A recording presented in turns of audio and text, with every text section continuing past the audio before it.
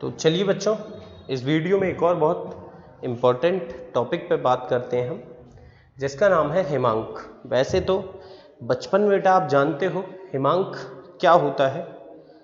सामान्यतः जब हम छोटी कक्षाओं में होते हैं तो हमें बताया जाता है कि जिस ताप पर एक द्रव ठोस में परिवर्तित होने लगता है, अर्थात वह ताप जिस पर एक द्रव जमना प्रारंभ कर देता है ना, ठोस में जमना प्रारंभ कर देता है। जैसे बर्फ बनना चालू होगा बेटा, वह ताप जिस पर जल यानी कि पानी बर्फ में बदलने लगेगा, वो उसका क्या कहलाएगा? हिमांक। वैसे ही कुछ है बेटा। तो पहले तो हम ये आपकी पुरानी डेफिनेशन जो बचपन में पढ़े थे उसको लिख लेते हैं बेटा, फिर मैं कुछ और बताता हूं आपको। वह ताप जिस पर कोई द्रव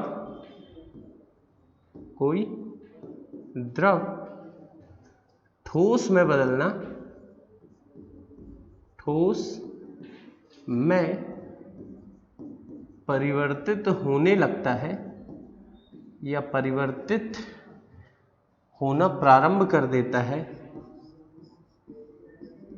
होने लगता है, उस द्रव का क्या कहलाता है बेटा? हिमांक कहलाता है।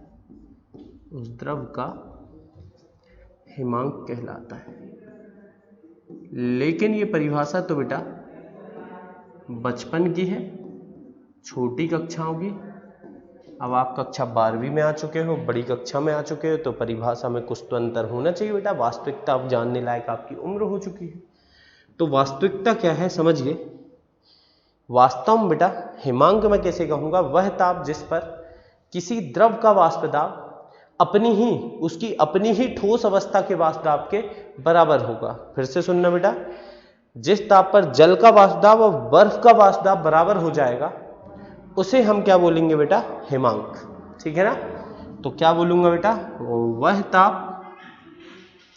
वह ताप जिस पर क्या होगा बेटा? किसी द्रव का वाष्प दाब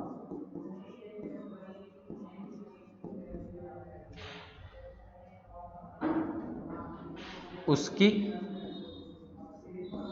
मतलब बेटा किसकी? द्रव की, जो द्रव लिए उसी की ठोस अवस्था के वाष्प दाब के बराबर हो जाता है। ठोस अवस्था के वाष्प दाब के बराबर हो जाता है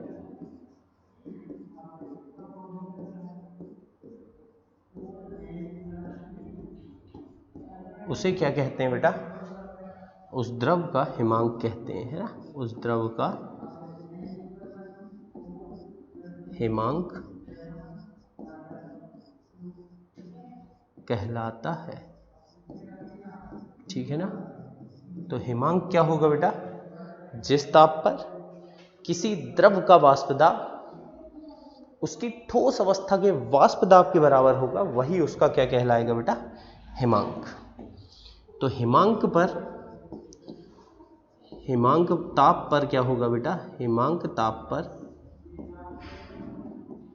क्या होगा?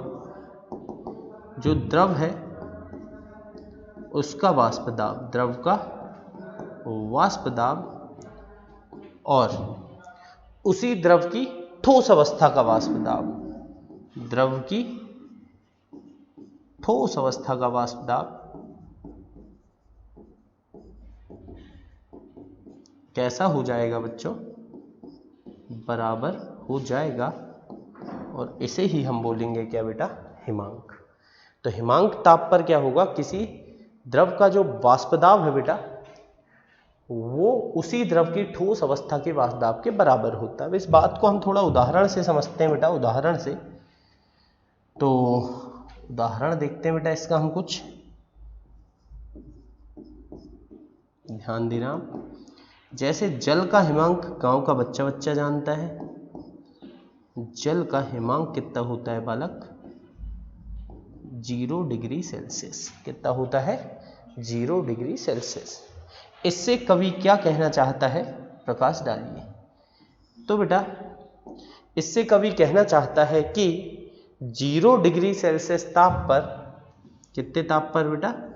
0 डिग्री सेल्सियस ताप पर, 0 डिग्री सेल्सियस ताप पर जल का जो वो वाष्पदाब होगा बेटा, वो जल की ठोस अवस्था, जल की ठोस अवस्था को बेटा हम क्या कहते हैं? बर्फ के वाष्पदाब के बराबर हो जाएगा। ठीक है ना? जो जल का वाष्पदाब होगा 0 डिग्री सेल्सियस ताप पर बर्फ के वाष्पदाब के बराबर हो जाएगा। यही 0 डिग्री सेल्सियस ताप जो है बेटा, यही जल का हिमांक कहलाएगा। जिस ताप पर द्रव का वाष्पदाब ठोस अवस्था के वाष्पदाब के बराबर हो जाएगा, वही उसका क्या कहलाता है बेटा? हिमांक कहलाता है। ठीक है, तो इस वीडियो में हमने समझा हिमांक क्या होता है। आई होप आपको समझ में आ गया होगा। अगर नहीं आया बेटा तो आप कमेंट बॉक्स में कमेंट करके पूछ सकते हैं। यकीनन मैं आपको दोबारा और दूसरे तरीके से भी ये बात समझा सकता हूँ। ठीक है।